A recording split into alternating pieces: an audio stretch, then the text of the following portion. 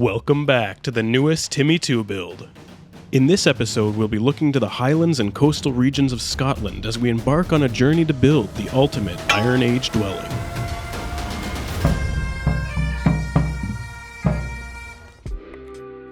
In this episode, we'll be focusing on the Scottish Broch, a stone fortification that began appearing in northern Scotland around 2,000 years ago, usually built upon rather inhospitable rocky outcrops along the shore. What makes these structures unique was their height and the fact that they were almost perfectly circular.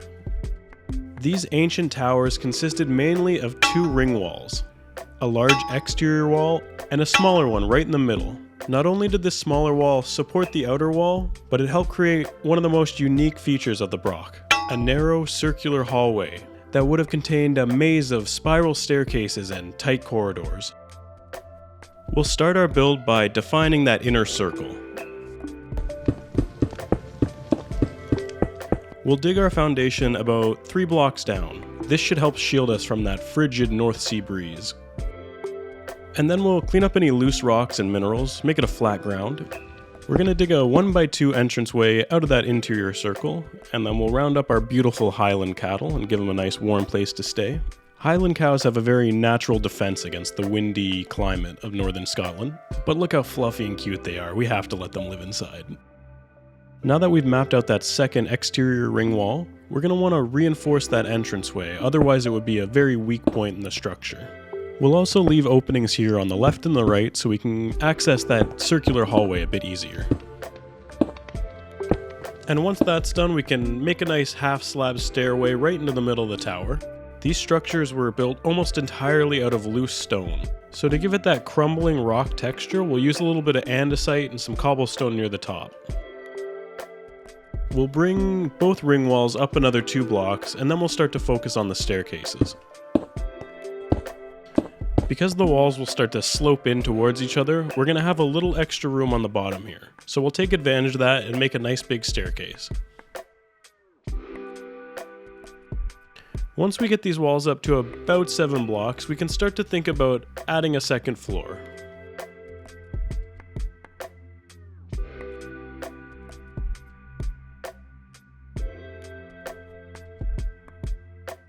Now we can start to add some spruce log pillars in the 4 rounded corners of our tower here.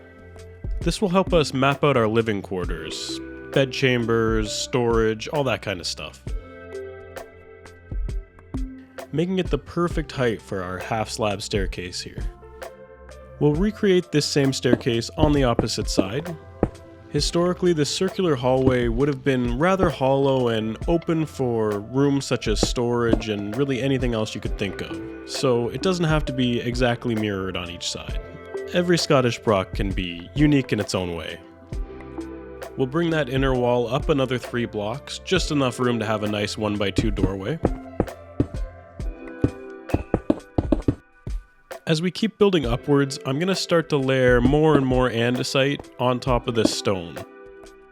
Starting with a few patches at first, and then gradually increasing the amount of andesite.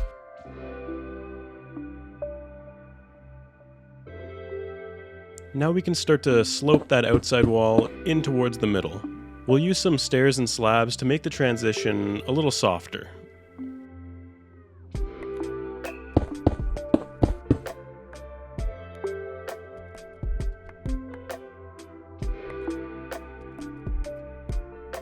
Our first set of staircases were 2 blocks wide and really easy to access.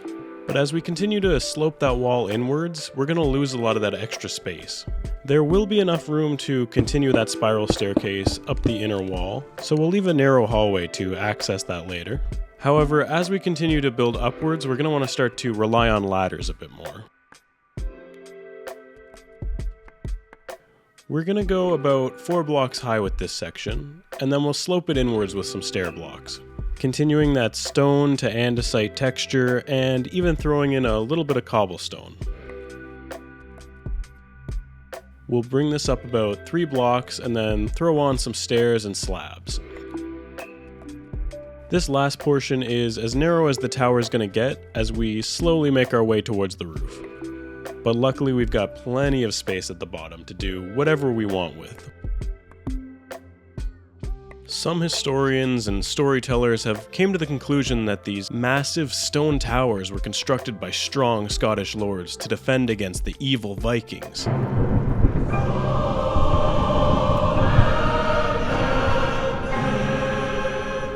But these tales lack historical evidence, and today the more leading theory is that it was just a communal living space, and more likely constructed to defend against the true enemy, a cold northern Scottish climate.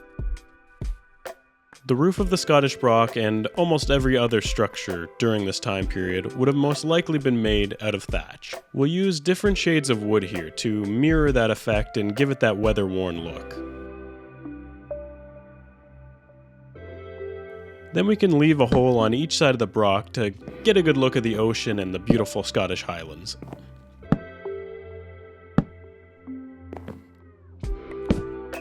Once the roof is done here, we can start to add some interior decoration.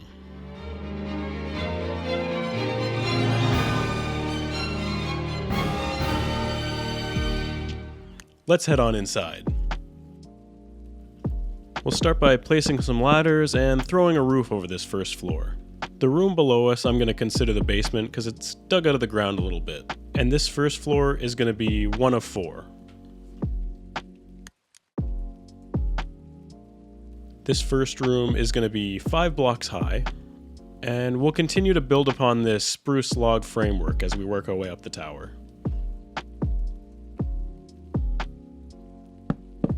When it comes to ceilings, I like to work with half slabs because it gives that half a block extra height and it makes the room below feel a lot more spacious. The dark spruce looks a bit too aggressive, so I'm going to peel off the bark. This will really make that floor merge together a bit better, as well as keeping that rustic feel of exposed beams. As you can see, that's kind of brightened up the room and brought a lot more light into this rather concealed space. Now we'll add a little bit of texture to the pillars, walls, and the roof of this first floor. Barrels to give our pillars that reinforced look. We can use some spruce stairs and hatches to round out the harsher corners of this room. This will help give it some character and really breathe some life into it. Since we've got those nice big stone stairs leading up to this room, we're going to want to turn it into something exciting. This might not be the most structurally sound idea, but we're going to pop out this back wall. We're going to want to give this room some character. Maybe some storage, a cooking station, or just a grand table for a Scottish lord to feast with his people. Yeah, that looks good. Let's go with that. We'll clean it up with some finishing touches and make our way up to the second floor. We'll start floor 2 in the same fashion we started the first one, laying down that framework, but this time we're going to split it up a little bit. This will be the last floor accessible by that inner wall staircase. Because of that, we'll turn this floor into 2 rooms. A storage room with easy access to that spiral staircase within the wall on one side, the Lord's bedchamber on the other, with a nice open hallway in the front to lead out towards that ladder. You've probably noticed the giant hole inside this Broch. During the Iron Age, in colder climates, fire pits were often burned directly inside the house for warmth, and chimneys weren't exactly widespread at the time. And I think we can now safely say that long-term smoke inhalation wasn't the best for your health. However, if you lived in a Scottish Broch, closer to the bottom floor at least, you had the luxury of the smoke rising to the top of the roof. Some Brochs even had openings, making it one giant Iron Age chimney.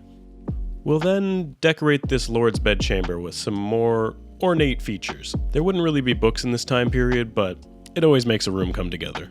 We'll come back down and check out that spiral staircase. As you can see, it's very wide going down and very narrow going up, but it's just wide enough to create a rugged-looking vertical hallway. Perfect for carrying up food, resources, and maybe even our noble Scottish lord if he's had a few too many drinks at his grand feasting table. We'll then start to lay down the framework for the last 2 floors.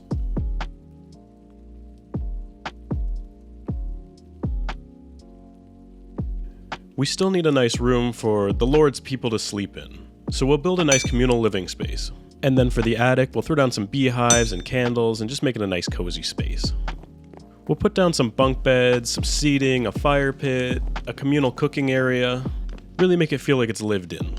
And that pretty much concludes the construction of our amazing Iron Age fortification, the perfect survival base for when you want to sit around the fire with your friends and become the ultimate ancient Scottish lord.